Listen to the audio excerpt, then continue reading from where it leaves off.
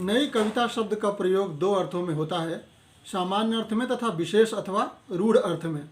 सामान्य अर्थ में नई कविता वह कविता है जिसका प्रारंभ सन 1937 के आसपास निराला आदि स्वच्छंदतावादी कवियों ने किया था। रूढ़ या प्रसिद्ध अर्थ में नई कविता के अंतर्गत सन 1960 के बाद लिखी जाने वाली एक विशेष प्रकार की कविता आती है।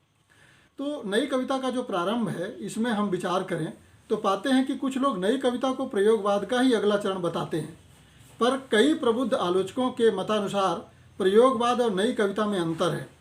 इसीलिए नई कविता की प्रवृत्तियों का प्रारंभ सन 1940 के आसपास मानना उचित है। सन 1954 में डॉक्टर जगदीश गुप्त और डॉक्टर रामस्वरूप चतुर्वेदी के संयुक्त संपादकत्व में नई कविता नामक अर्धवार्षिक पत्रिका इलाहाबाद में प्रकाशित हुई और इस पत्रिका के प्रकाशन के साथ साथ हिंदी जगत में यह नाम प्रचलित हो गया। सन 1959 के आसपास ही नई कविता परक रचनाएं प्रकाशित होने लगी थी। सन 1960 में इसकी एक सुनिश्चित एक परंपरा उपलब्ध होती है। सन 1940 से लेकर 1954 तक नई कविता का प्रारंभ काल माना जा सकता है। सन 1956-57 में वह एक स्वतंत्र कविता धारा के रूप में प्रकट हुई। सन 1960 में तो हिंदी काव्य क्षेत्र में कविता युग का नाम ही नई कविता पड़ गया।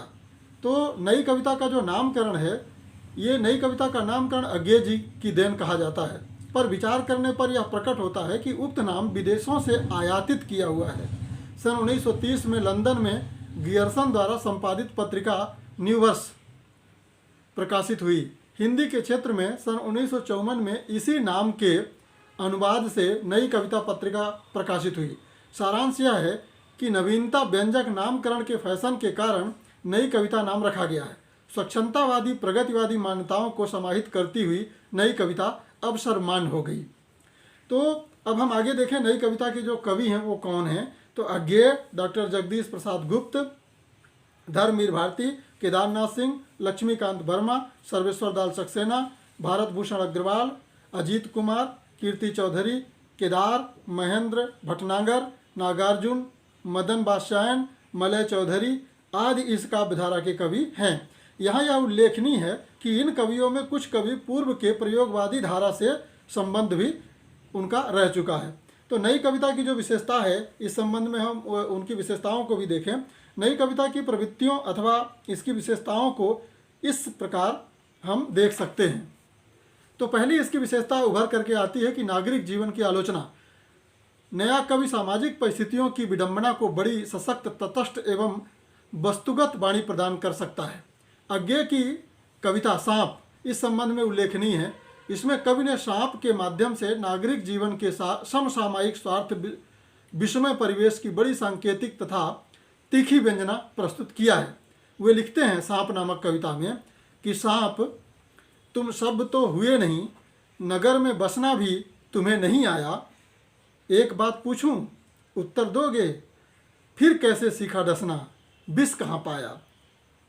ये जो नागरिक जीवन की आलोचना है, ये नई कविता में हमें देखने को मिलती है। दूसरा जो इसकी विशेषता निखर करके आती है, उभर करके आती है, वो है वैयक्तिकता। आज का कवि अपने अहम में ही सिमट कर रह गया है और अपने सुख दुख, आशा निराशा की अभिव्यक्ति की ही सर्वाधिक महत्वपूर्ण मानता है।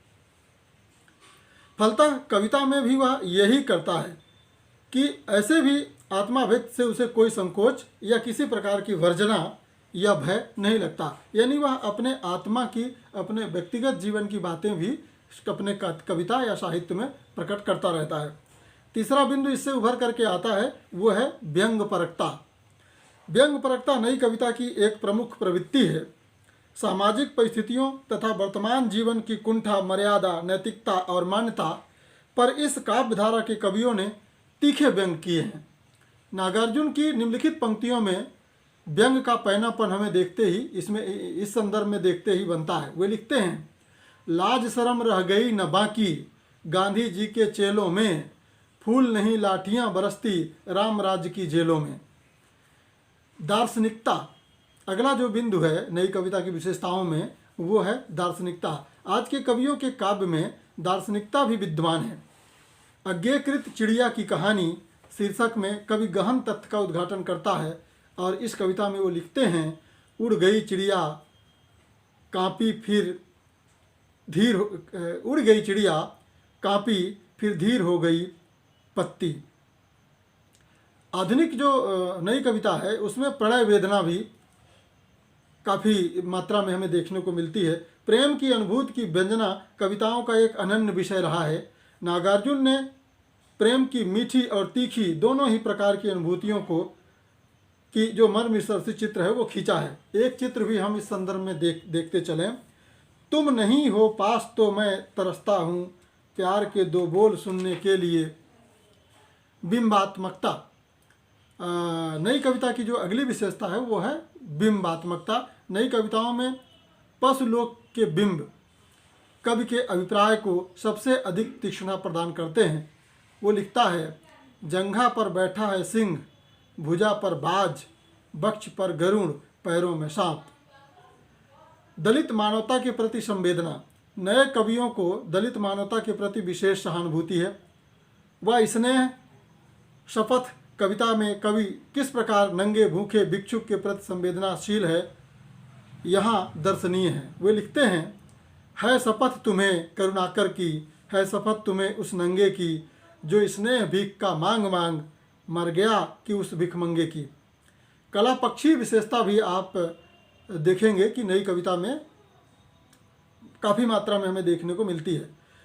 भाषा के कला पक्ष के प्रति नया कवि अत्यंत सजग है। नए उपमान, नए प्रतीक, नए बिंब, योजना का सौंदर्य इस काव्य में देखते ही बनता है। भाषा के विषय में अज्ञेय के विचार दिष्टव्य हैं। कवि जब अथवा सत्य दूसरों पर प्रकट करने चलता है तब अनिवार्यता यह सोचता है कि सत्य जितने ही अधिक व्यक्तियों पर प्रकट हो, काव्य उतना ही सफल है। इसलिए कविता की भाषा के लिए बोलचाल की भाषा सर्वदा आदर्श रूप में रही है और रहनी भी चाहिए। साथ ही आदर्श की जो पहुंच है उसके बाहर ही रहता है।